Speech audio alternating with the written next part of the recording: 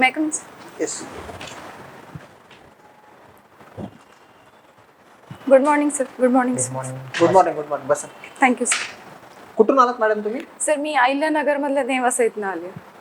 ठीक आहे. आता आजच मी पेपरला बातमी वाचली की शनी शिंगणापूरमध्ये ते ट्रस्ट बरखास्त करून जे मान्य जिल्हाधिकारी त्यांच्याकडे दिलं. काय प्रकरण होतं ते? सर मागे काही दिवसामध्ये जसं आपण बातम्यांमध्ये बघतोय की तिथे जे विश्वस्त मंडळ आहे त्याच्यावरती काही ॲलिगेशन्स लावलेले होते की त्यांनी ॲपचा जो घोटाळा केला होता, देणगी येते किंवा मग बनावट कर्मचारी दाखवून कर्मचाऱ्यांची जास्त संख्या दाखवून काही घोटाळे झाले होते, असं काही बातम्यांमधनं बघण्यात येत होतं. मग त्या ठीक आहे. दृष्टीने तुमचे प्रेफरन्स काय आहे? सर उपजिल्हाधिकारी, पोलीस उपाधीक्षक, त्याच्यानंतर मुख्याधिकारी, उपमुख्य कार्यकारी अधिकारी आणि सहाय्यक राज्यकर आयुक्त. तुमचं हॉबी? सर ऑइल पेंटिंग करतो. ठीक आहे. तुमचं ग्रॅज्युएशन कशातून झालं? सर BSc बॉटनी आणि MSc बॉटनी होऊन सेट क्वालिफाय झालेली आहे. कधी झालंय? सर MSc बॉटनी 2019ला आणि सेट पण त्याच वर्षी क्वालिफाय झाले मी. ठीक आहे. त्याच्यानंतर तुम्ही काय केलं? सर मी 2 वर्ष असिस्टंट प्रोफेसर म्हणून नॉन ग्रँटमध्ये जॉब केला होता 2019 ते 2021. त्यानंतर मी जॉब रिझाईन करून प्रिपरेशन केलं. त्यामध्ये मी 2 इंटरव्ह्यू याआधी दिलेत MPSCचे आणि कंबाईनच्या मेन्स दिले आणि आत्ता हा माझा 3rd इंटरव्ह्यू आहे आणि आत्ता सध्याला मी परत जॉईन केलेलं आहे असिस्टंट प्रोफेसर म्हणून CHB बेसिसमधनं जॉईन केलं. आपल्या जिल्ह्याच्या 5 समस्या सांगा. सर मला असं वाटतं की पहिली समस्या ही आहे की जिल्ह्यांतर्गत प्रादेशिक असमतोल आढळतो. क्षेत्रफळाच्या दृष्टीने एक मोठा जिल्हा आहे अहमदनगर आणि उत्तर नगर, दक्षिण नगरच्या समस्या म्हणजे जिल्ह्यांतर्गत प्रादेशिक असमतोल. दुसरं मला असं वाटतं सामाजिक समस्या म्हटलं तर जो 2011ची जनगणना आहे त्याच्यानुसार जो चाइल्ड सेक्स रेशिओ आहे तो जवळपास 857 आहे आणि कुपोषणाचा आदिवासी लिंग गुणोत्तर प्रमाण काय, मेल फिमेल? सर जे 937 आहे सर 2011च्या जनगणनेचं. आणि तालुके किती आहेत आपले? 14 तालुक्यात सर. आणि साक्षरतेचा दर काय? सर जवळपास 80% आहे. हां ठीक आहे. आपल्या जिम्नोस्पर्म आणि अँजिओस्पर्म मध्ये काय फरक आहे? सर जिम्नोस्पर्म अँजिओस्पर्म हे दोन्ही पण फ्लावरिंग आहेत पण आणि सीड बेअरिंग प्लांट्स आहेत, पण अँजिओस्पर्ममध्ये सीड ह्या फ्रूटमध्ये क्लोज असतात तर जिम्नोस्पर्ममध्ये त्या ओपन असतात सीड्स. टेरिडोफाइट सुद्धा व्हॅस्क्युलर प्लांट आहेत आणि अँजिओजिम्न पण आहेत, मग त्यांना इकडे का टाकलं टेरिडोफाइटला आपल्या? सर टेरिडोफाइट्स मधली व्हॅस्क्युलर सिस्टीम ही वेल डेव्हलप नाही आहे आणि त्याचं जे प्रोपगेशन होतं सीड बेअरिंग प्लांट्स नाही आहेत ते, त्याचं स्पोर्स थ्रू प्रोपगेशन होतं. सेल आणि टिश्यू मध्ये काय फरक आहे? Sir cell is basic unit म्हणू शकतो, basic fundamental unit of living being आणि जेव्हा ग्रुप ऑफ सेल्स तयार होतो तर तो टिश्यू बनतो. पण any group of cell can be called as tissue or what? No sir, not any group of cells, but specifically functionally similar group of cells. GM crop काय आहे? Sir, GM crops are the genetically modified crops in which the genome is edited or genetically modified in order to make it better for crop modification. Okay. Can you give an example about it की आपण कुठले GM crop किंवा GM food वापरतोय? Sir आता सध्याला जी genetic engineering appraisal committee आहे त्यांनी सध्याला BT कॉटन अप्रूव्ह केलेलं आहे वापरासाठी. व्हाय नॉट BT ब्रिंजल? सर त्याच्यामध्ये जे इडिबल प्लांट आहे त्यामुळे मग ते सध्या आणखी ट्रायल वरतीच आहे. BT कॉटन मध्ये काय स्पेसिफिक चेंज झाला की जेणेकरून ते GM क्रॉप आपण ओळखतो? सर BT कॉटन मध्ये जे बॅसिलस thuringiensis बॅक्टेरिया आहे ते आपण इन्सर्ट केलं, जे अमेरिकन बॉलवर्म संपूर्ण बॅक्टेरियाच इन्सर्ट केलं का आपण? आणि बॅक्टेरिया मधला जो डिसीज रेजिस्टन्सचा जीन होता तर तो इन्सर्ट केला आणि अमेरिकन बॉलवर्मला मग तो एक नॅचरल डिसीज रेजिस्टंट कॉटन मध्ये आला. काय काय करतो तो? म्हणजे तो सर तो जी बॉलवर्म आहे त्याच्या गट प्रोटीन जे त्याला अटॅक करतो, क्राय प्रोटीन आपण त्याला म्हणतो आणि मग तिथे तो एक अटॅक करून त्याला त्याची डेथ. ऑक्झिन्सचा रोल काय वनस्पतींमध्ये?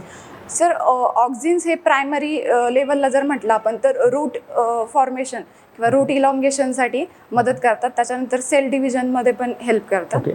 नारी शक्ती वंदन अधिनियम काय? सर नारी शक्ती वंदन अधिनियम हे जे लोकसभा आणि विधानसभा, राज्य विधानसभा याच्यामध्ये महिलांना आरक्षण देण्यासाठी आणलेला ठीक अधिनियम. आहे सर. तुम्ही एका जिल्ह्याच्या जिल्हाधिकारी म्हणून नेमल्या गेला आणि तुम्हाला तिथे लक्षात आलं की तिथे नॅचरल डिफॉरेस्ट्रेशन जास्त होतं आहे, अँथ्रोपोजेनिक डिफॉरेस्ट्रेशन कमी आहे, पण नॅचरल डिफॉरेस्ट्रेशन जास्त आहे. तर तुम्ही त्याला रिकव्हर करण्यासाठी कसं कराल, काय कराल? सर याचे एक 2 रिझन असू शकतात. मे बी तिथे इन्व्हाजिव्ह स्पेसिस जास्त असतील, मग त्याचं आपण मॅनेजमेंट करू शकतो इन्व्हाजिव्ह स्पेसिसचं. त्यानंतर जे नॅचरली इकोसिस्टीम तयार करणं आहे, तर ती ecosystem suppose for example sir Miyawaki forest म्हणून कन्सेप्ट आहे, तर ते आपण तिथे इम्प्लिमेंट करू शकतो. What is Miyawaki forest? Sir Miyawaki forest ही असं एक स्मॉल स्पेसमध्ये डेन्स फॉरेस्ट करण्याची एक टेक्निक आहे, जे जपानचे बॉटनिस्ट अकिरा मियावाकी यांनी त्याचे ड्रॉबॅक्स काय आहेत? सर ड्रॉबॅक्स म्हटलं तर तिथे आपण कदाचित कधी कधी आपण बाहेरून आणून प्लांट्स लावू शकतो, तर नॅचरल इकोसिस्टीम तिथली हार्म होऊ शकते. एखाद्या जागेची नॅचरल इकोसिस्टीम मेंटेन करणं का बरं आवश्यक आहे? सर कारण तिथे एक प्लांट पॉलिनेटर रिलेशन तयार झालेलं असतं ऑलरेडी, जे की बाकी सगळ्या इकोसिस्टीमला सस्टेन करतं. आणि आपण जर बाहेरनं आर्टिफिशियल इकोसिस्टीम तयार केली तर मग ते नॅचरल प्लांट पॉलिनेटर रिॲक्शन पुढे जाऊन क्रॉप इम्प्रूव्हमेंट किंवा क्रॉप प्रोडक्शन किंवा पूर्ण त्या बायोडायव्हर्सिटीचा लॉस तिथे होऊ शकतो. त्यामुळं आपण बऱ्याच वेळा बघतो की सरकार वेगवेगळ्या ठिकाणी बॉटनिकल गार्डन्स उभे करतं. हो सर. हे बॉटनिकल गार्डन्सचा एक्झॅक्ट उद्देश काय आहे उभे करण्याचा? Sir botanical garden are scientifically manage gardens mean for the off site म्हणू शकतो, ऑफ साईट कन्झर्वेशन. आणि त्याचा पर्पज आहे की रिसर्च, कन्झर्वेशन, एज्युकेशन आणि रिक्रिएशन पर्पज आणि डिस्प्ले पर्पज एक म्हणू शकतो. त्याकरता ह्या बॉटनिकल गार्डन्स. मला बऱ्याच वेळा असं होतं की आता तुम्ही ऑफ साईट कन्झर्वेशन जे म्हणालात, हो, प्राण्यांच्या बाबतीत ती कन्सेप्ट ठीक आहे की इन सिटू कन्झर्वेशन करतोय, एक्स सिटू कन्झर्वेशन करतोय. वनस्पतींच्या बाबतीत असं इन सिटू आणि एक्स सिटू कसं असेल ना, ते तर ॲट द एंड आपण जमिनीतच लावणार आहोत. सर इन सिटू म्हणजे नॅचरल हॅबिटॅट जिथे आहे तिथेच आपण कन्झर्वेशन करतो. आणि ऑफ साईट म्हणजे सपोज सर आपण एखादी व्हरायटी, आता निलगिरी ही आपल्या इथे नाही आहे नेटिव्ह, पण आपल्या इथे खूप आढळते ती, मग ते ऑफ साईट म्हणू शकतो आपण. त्याला इन्व्हेजिव्ह म्हणता येईल निलगिरीला. हां, इन्व्हेजिव्ह स्पेसिस पण आहे. तिचा तेवढा असा त्रास झालेला दिसत नाही कधी इन्व्हेजिव्ह स्पेसिसचा जसा होतो. हो, त्याचं सर इकॉनॉमिक इम्पॉर्टन्स आहे आणि थोडं मेडिसिनल प्रॉपर्टीज आहेत म्हणून. पण जर फॉरेस्ट फायरमध्ये वगैरे सर त्याचा आपल्याला पुढे जाऊन भविष्यात त्रास होऊ शकतो सर. अच्छा, रिसेंटली एका मेडिसिनल प्लांटला GI टॅग मिळाला, माहितीये कोणता प्लांट आहे? सॉरी सर, मी लक्षात नाही येत. आपण बरेच विद्यार्थी बघतो की जे बॉटनीचं शिक्षण घेतात आणि काही विद्यार्थी ॲग्रिकल्चरचं शिक्षण घेतात. हो सर. ऍट द एंड दोघं जण वनस्पतींचाच अभ्यास करताय, त्यांना वाढवायच्या कशा ह्याचाच अभ्यास करताय. मग अशा 2 सेपरेट ब्रांचेस मेंटेन करण्याऐवजी एकच जास्त डिटेल असलेली ब्रांच आपण का नाही बनवत शिक्षण व्यवस्थेमध्ये? सर मला असं वाटतं की बॉटनी हे एक बेसिक सायन्सची ब्रँच आहे आणि ॲग्रिकल्चर हे ॲप्लाइड सायन्स आहे. आणि बॉटनीचा उद्देश हा म्हणजे ॲग्रिकल्चर जसं क्रॉप मॅनेजमेंट किंवा क्रॉप इम्प्रूव्हमेंटवरती काम करतं, तर बॉटनी जे आहे तर ते पहिले तर टॅक्झॉनॉमी जी गरजेची आहे आपल्याला, plant identification, plant nomenclature, plant classification, ह्याच्यामध्ये बॉटनीचा रोल खूप मोठा आहे. त्यामुळे मग ते दोन्ही सेपरेट आहेत असं म्हणतो. तुम्ही तुमचं बॉटनीचं नॉलेज वापरून तुमचं कार्यालय जे आहे हो हे जास्त कम्फर्टेबल करण्यासाठी काय काय व्यवस्था कराल? सर पहिले तर मी इनडोअर लेवलला एक इम्प्रूव्हमेंट करेन, इनडोअर ब्युटिफिकेशन, कारण कर्मचाऱ्यांचे एक मेंटल हेल्थ राहावी आणि एक वर्क एन्व्हायरमेंट चांगलं राहावं याकरता सर मी इनडोअर प्लांट जसे की स्नेक प्लांट आहे, अरेका पाम आहे, त्याने दोन्ही पर्पज की एक फिल्टर होऊन, पोल्युशन फिल्टर होऊन येईल आणि एक वर्क एन्व्हायरमेंट हॅप्पी राहील. त्यानंतर सर आउटडोअरला जर आपण एक सस्टेनेबल लिव्हिंगमध्ये त्याला इन्क्लूड केलं की पूर्णतः कार्यालय हे एक छोटं मियावाकी फॉरेस्ट तिथल्या नेटिव्ह प्लांटने जर क्रिएट केलं, त्याच्यानंतर रेन वॉटर हार्वेस्टिंग या सगळ्यांची जोड दिली त्या कार्यालयाला, सोलर पॅनल असतील, तर एक सस्टेनेबल कार्यालय म्हणून इनिशिएटिव्ह आपण तसा घेऊ शकतो. ऑइल पेंटिंग आपण करतो आणि वॉटर कलरची पेंटिंग पण करतो. हो. ऑइल पेंटिंगचे 2 फायदे आणि 2 तोटे. सर ऑइल पेंटिंग जी आहे ती लॉंग लास्टिंग आहे, म्हणजे वर्षानुवर्ष जसं आपण मोनालिसा वगैरे बघतो की वर्षानुवर्ष ही चित्र टिकली आहेत ऑइल पेंटिंगमुळे. त्याच्यानंतर सर त्याचा जो इफेक्ट असतो म्हणजे ते एक शाईन त्याला दिसते त्या पेंटिंगला, त्यामुळे हे खूप कॉस्टली विकले जातात ऑइल पेंटिंग्स. आणि त्याचे तोटे जर म्हटले सर तर ते खूप जास्त म्हणजे कॉम्प्लेक्स वर्क आहे. त्याच्यामध्ये आपण वॉटर मिक्स करत नाही, त्याच्यामुळे ते 2 कलर मिक्स करणं आणि त्याचं एक डिझायरेबल कॉम्बिनेशन बनवणं ह्याच्यामध्ये खूप वर्ष लागून जातात असं मला वाटतं सर. वर्ष? हा, एखाद्या पेंटिंगला एखादं वर्ष लागून जातं, म्हणजे खूप मोठ्या मोठ्या कलर मिक्स करायला नाही सर, पेंटिंग बनवायला म्हणजे तेवढा टाइम इन्व्हेस्टमेंट त्याच्यामध्ये, तसं वॉटर कलरचं टाइम इन्व्हेस्टमेंट ही कमी आहे. तुमचं फेवरेट ऑइल पेंटर कोण आहे? सर इंटरनॅशनल लेवलला जर म्हटलं तर व्हिन्सेंट व्हॅन गोश हे आहेत, आणि जर भारताचे म्हटलं तर राजा रवी वर्मा आहेत. अच्छा, राजा रवी वर्मा यांनी नेहमी महिलांचीच चित्र काढली आणि महिलांनाच केंद्रस्थानी ठेवलं असा बराच वेळा आरोप केला जातो, हे खरं आहे का? नाही सर, म्हणजे नेहमी महिलांची, कारण त्यांचं जे वर्क आहे ते जास्ती करून जे हिंदू देवदेवता आहे ते वर्क त्यांनी लिथोग्राफिक टेक्निकने सामान्य माणसापर्यंत पोहोचवण्यात त्यांचं काम जास्त म्हटलं जातं सर. बरेच जण राजा रवी वर्माचं कौतुक करतात की देवांच्या सगळ्या फ्रेम्स आपण आज ज्या वापरतो त्यांची कल्पना राजा रवी वर्मा यांनी केलेली आहे. हो, पण त्याच्यामुळे लोकांची कल्पनाच मर्यादित झाली आणि राजा रवी वर्मा यांनी ज्या देवता लोकांना दाखवल्या त्याच देवता त्यांना दिसतात, उरलेल्या देवता दिसतच नाही. लक्ष्मी म्हणलं की जे स्वरूप दिसतं ते राजा रवी वर्माने दिलेलं आहे, सरस्वती म्हणलं की जे स्वरूप दिसतं ते राजा रवी वर्माने दिलेलं आहे. मग त्याच्यामुळे लोकांची कल्पनाच मर्यादित झाली असं नाही वाटत का तुम्हाला? सर मला असं वाटतं की कुठेतरी ते एक फ्लो किंवा एक अरेंजमेंट झाली फ्लोची, जे की आपण रँडमली कुठेतरी हे करत होतो, तर ते एक आध्यात्मिक दृष्टिकोनातून आपण म्हणू शकतो, किंवा जे एक फक्त इलाइट क्लासला हे झालं होतं, रेस्ट्रिक्ट झालं होतं, त्या सामान्य लोकांना त्या कल्पना बघायला मिळाल्या असं मला वाटतं. मी तुम्हाला एक सेंटेन्स सांगतो, तेवढं इलॅबोरेट करून सांगा मला फक्त, की समाजाचं चित्र चांगलं काढण्यासाठी प्रशासनाचा ब्रश धरणारा राजकारणी चांगला असला पाहिजे. याचा अर्थ काय? सर मला असं वाटतं की जे सामाजिक समस्या आहेत सगळ्या, सामाजिक असतील, आर्थिक असतील, शेतकऱ्यांच्या, तर ह्या जर सोडवायच्या असतील की तर ज्याच्या हातात ती आपण ब्रश दिलेला आहे तर त्याने प्रॉपर प्लॅन करून एक careful planning, scientific execution, gradual implementation आणि कम्युनिटी पार्टिसिपेशन घेतलं आणि ते जर सुंदर चित्र रेखाटलं तर समस्या नक्कीच कमी होतील असं मला वाटतं. ठीक आहे सर, मला सांगा, certainty of justice is more important than severity of justice, या स्टेटमेंटची तुम्ही ॲग्री आहात का? परत सांगू? हो सर.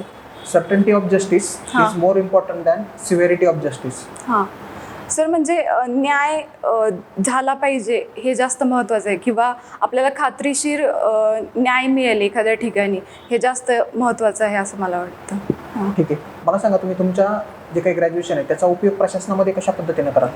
सर ग्रॅज्युएशनला असताना ज्यावेळेस आम्हाला कॉम्प्युटेशनल बॉटनी किंवा बायोस्टॅटिस्टिक म्हणून सब्जेक्ट होते की ज्याच्यामध्ये तुम्ही एक सॅम्पलचा सर्वे करणं किंवा मग तो सर्वेच्या वेगवेगळ्या टेक्निक्स किंवा ते काय square test, student t test, ह्या टेस्ट घेणं, मग ते रिझल्ट जे आले ते हायपोथेटिकल आहेत की रिअल आहेत याच्याकरता चेक करता येतं, तर ह्याचा वापर मी करू शकते. त्याच्यानंतर सर आता रिसेंटली आम्ही जे महाराष्ट्र शासनाची 10 कोटी वृक्ष लागवड चालू आहे तर आमच्या कॉलेजमध्ये पण आम्ही ते इम्प्लिमेंट करतोय.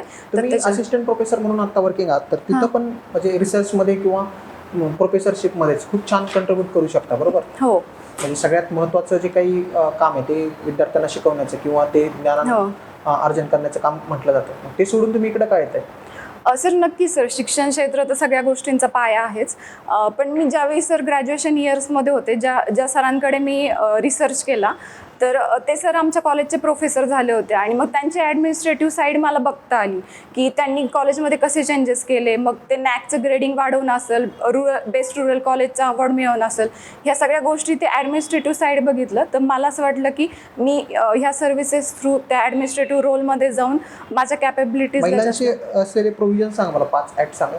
Sorry sir. महिला प्रोटेक्शनसाठी आपल्याकडे असलेले ऍक्ट सांगा मला 5. Sir prevention of sexual harassment act आहे 2013चा. त्याच्यानंतर हुंडा प्रतिबंधक अधिनियम आहे 1961चा. डोमेस्टिक व्हायलन्स ॲक्ट आहे 2000. महिला दिन 2025 त्याची थीम काय होती? सॉरी सर मला आठवत नाही आता. ठीक आहे, तुमची पर्सनॅलिटी एका वर्डमध्ये डिस्क्राईब करा. सर बॅलन्स पर्सनॅलिटी म्हणेल मी. Okay, thank you. Thank you sir. Have a good day.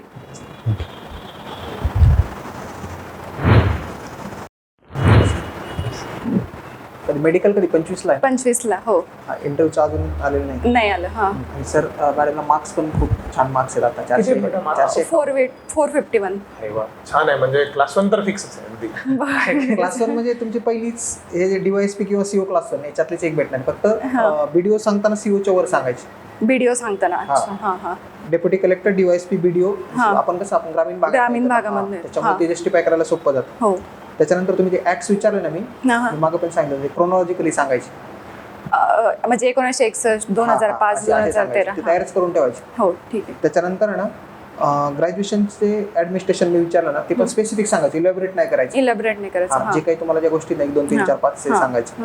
त्याच्यानंतर आय कॉन्टॅक्टचं कसं होतं, तुम्ही समजा त्यांच्याशी बोलताय ना तर तिकडेच पाहता, इकडे पण एक लान्स टाकायचं. हो हो. मध्ये मध्ये. आणि जे काही हॉबीच्या रिलेटेड गोष्टी सरांनी ज्या विचारल्या थोडा जरा आणखी इम्प्रूव्ह करायला. नाही म्हणजे आहे त्या, पण थोडं जरा हॉरिझॉन्टली अजून बाकीचे अँगल पण पाहते. ठीक आहे. बघा, मी नॉर्मली जज करत असताना हॉबी आणि ग्रॅज्युएशन 3 पॅरामीटर्स वरती जज करतो. How your basics are. सरांनी बेसिक्स विचारले तुम्हाला, you gave really nice answers, I am impressed. Okay, then there is applied part. Okay, I asked you about applied part. Okay, ते पण तुम्ही छान उत्तर दिले. त्याच्यानंतर असतो क्रिटिकल पार्ट. म्हणजे जिथे तुम्हाला टीका करायला लावायचा प्रयत्न केला तो तुम्ही नाही केली, that is really good. Okay, comparison करायला लावतात क्रिटिकल पार्ट मध्ये की ऍग्रिकल्चर भारी आहे, तुम्ही काहीतरी वेगळंच ग्रॅज्युएशन केलेलं. So you did fairly very nicely all त्या फ्रंटवरती तुम्ही खूप छानपैकी केलेलं आहे. हॉबी पण खूप छानपैकी केलेलं आहे. हॉबीमध्ये पण तुम्ही राजा रवी वर्मा सांगता तेव्हा मी जे प्रश्न विचारले तसे एक्झॅक्टली ते नाही, पण तसे त्यांना टीका करायला लावणारे किंवा मग त्यांच्या स्टाईलवरती टीका करायला लावणारे अशा गोष्टी आहेत. थोडं पण म्हणजे आता ते ऑफिसर्स खूप मोठे असतात, त्यांच्या मुलं मुली पण मोठे झालेले असतात. They are doing something different, may not be a प्रशासन, पण मे बी ते फिल्म इंडस्ट्रीमध्ये जाण्याचा प्रयत्न करतात. त्यांना माहिती असतं की जेव्हा मुली प्रोफाईल बनवतात फिल्म इंडस्ट्रीमध्ये जाणाऱ्या, त्यांच्यामध्ये एक ट्रेंड आहे की ते राजा रवी वर्माच्या ज्या पेंटिंग्स होत्या त्या पेंटिंग्सच्या सारख्या फोटोज ते स्वतःच्या काढतात त्या प्रोफाईल मध्ये. ओके, सो तो एक खूप मोठा ट्रेंड अजून पण आहे मार्केटमध्ये. ओके, तुम्ही सांगत असताना त्या गोष्टी पण आवर्जून सांगा. जेव्हा मी तुम्हाला टीका करेन की राजा रवी वर्मा यांनी महिलांचीच चित्र काढली, तेव्हा तुम्ही सांगायचं की नाही सर, राजा रवी वर्मा यांनी फक्त महिलांची नाही काढली, पुरुषांची पण चित्र आहेत, पण ती तेवढी प्रसिद्ध नाही. ओके, राजा रवी वर्मा यांची महिलांची चित्र जास्त प्रसिद्ध झाली, देवतांची सुद्धा जास्त प्रसिद्ध झाली असं सांगायचं. तुम्ही सांगताना सांगितलं, पण तो एक कन्व्हिक्शन पाहिजे, आपल्याला माहिती पाहिजे. तुम्ही जाऊन आता ते फोटोजच बघून घ्या 2-3. आलं लक्षात? MF हुसेन वरती जास्त कॉन्ट्रोवर्सी झाली होती ना, म्हणजे राजा रवी वर्मांचं. MF हुसेन यांच्यावरती कॉन्ट्रोवर्सी झाली, त्याच्या मागची कारणं पण वेगळी आहेत. की एकतर आपल्याकडे नॉर्मली कलाकाराचा धर्म आणि त्याची कला ह्याला कनेक्ट करू नये. ओके, पण झालं ते कनेक्ट. आणि त्यांनी ज्या पद्धतीची चित्र काढली होती ती बऱ्याच जणांना ऑफेन्सिव्ह पण वाटली. त्याच्यामुळे मग तुम्हाला MF हुसेन सांगायचं तिथे नाही, सांगायचं नाही, राजा रवी वर्मा सांगायचं. MF हुसेन वरती त्यांनी जर विषय काढला तर त्यांना सांगताना असंच न्यूट्रलच उत्तर द्यायचं की कलाकार आणि त्यांचा धर्म नॉर्मली जोडायला नाही पाहिजे. ओके, पण जोडला लोकांनी, पहिली गोष्ट. दुसरी गोष्ट, त्यांनी ज्या पद्धतीची चित्र काढली त्या पद्धतीची चित्र खूप जणांना ऑफेन्सिव्ह वाटणं साहजिक आहे. ओके, पण त्याच्यामुळे सुद्धा ती कॉन्ट्रोवर्सी निर्माण झाली आणि त्या कॉन्ट्रोवर्सीला पॉलिटिकल फ्युल दिला गेला तेव्हा. ओके, म्हणजे तुम्ही स्वतःला त्याच्यात घुसवायचंच नाही, मला असं वाटतं या गोष्टीतच नाही घुसायचं. तुम्हाला जर त्यांनी विचारलं की तुमचं काय मत आहे, ओके, तर तुम्ही सांगताना सांगायचं की बाय अँड लार्ज भारतीय संस्कृतीमध्ये कलाकारांनी त्याच्या दर्शकांना आणि प्रजेला हे देव मानलेलं आहे. जे प्रजेला भावतं, जे दर्शकाला भावतं ते सादर करणं हे कलाकाराचा भाव असला पाहिजे असं मला वाटतं. ह्याच्या व्यतिरिक्त मला काही वाटत नाही. समोरच्याला जे समजायचं ते समजतं, न्यूट्रलच राहायचं. Okay, what ever. बघा, इंटरव्ह्यू मध्ये आपण खोटं नाही बोलायचंय, पण ह्याचा अर्थ कम्प्लीट ट्रुथ हे पण नाही आहे. व्यतिरिक्त मला काही वाटत नाही. समोरच्याला जे समजायचं ते समजतं, न्यूट्रलच राहायचं. Okay, what ever. बघा, इंटरव्ह्यू मध्ये आपण खोटं नाही बोलायचं, पण याचा अर्थ कम्प्लीट ट्रुथ हे पण नाही आहे. हो त्यांना जे ऐकायचं ते ऐकायचं. हो. ठीक आहे. मला 2 गोष्टी तुमच्या खूपच आवडल्या. तुमच्या शब्दांची निवड खूप छान आहे आणि व्हेरेवर तांत्रिक शब्द वापरायचे ते तुम्ही खूप छानपैकी वापरत आहात. कीवर्ड्स खूप छान. मी तुमच्या म्हणजे ग्रॅज्युएशन मधून आर्ट्स मधून तुमच्या प्रोफेशन मध्ये तिन्ही जागी घुसवले प्रश्न. ओके, पण you gave really nice answer. I am very impressed. तुम्हाला काही विचारायचं का? थांबा. सर आता कंबाईनचा रिझल्ट आलाय ना, त्यात सिलेक्शन झालंय, मग ते सांगावं की नाही? हो सांगायला पाहिजे ना. आता ASOST हो सांगायचं. आता रिसेंटली एक 2 प्रश्न प्रकार आहेत. एक तर तुम्हाला इंट्रोडक्शन द्या असं हो, सांगितलं त्यामध्ये introduction. त्याच्यात पण ते ते नाही सांगत आता. ते आता विचारतात ना, पहिल्यांदा विचारतात कुठून आले, काय करता, हो. ते पटकन सांगून द्यायचं. हे असिस्टंट प्रोफेसरचं ते करत होते. आता रिजॉईन केलं नाही, हेच नाही सांगितलं तरी चालतंय. रिजॉईन केलेलं सांगून दुसरा अजून एक प्रश्न प्रकार असतो, प्रोफाईल मध्ये नसलेली तुमच्याबद्दलची एखादी माहिती सांगा. ओके, किंवा ते फोटो दाखवतात, या फोटोत आणि तुमच्यात काय फरक आहे. हो. फोटो काढला तेव्हा मी ASO नव्हते, आता रिसेंट निकालेला आहे मी ASO आहे. फरक आहे की नाही? म्हणजे ते आपल्याला टाकता आलं पाहिजे, आहे की नाही सर? ऑल गुड, म्हणजे काहीच अडचण नाहीये. खूप छान आहे सगळं. थोडंसं फक्त आय कॉन्टॅक्टचं तेवढं बघून घ्यायचं. ते पण एकदम छोटी गोष्ट आहे, सरांनी सांगितलं. बाकी बेसिक्स खूप छान आहे, म्हणजे काहीच अडचण नाही येणार. आणि प्रयत्न करा की तुमचा इंटरव्ह्यू तुमच्या बॉटनीवरती कसं आहे, कारण ते खूप फायद्याच ठरेल. बाकी काहीच अडचण नाही. खूप छान आहे सगळं. Thank you. Thank you sir. All the best. All the best. Thank you.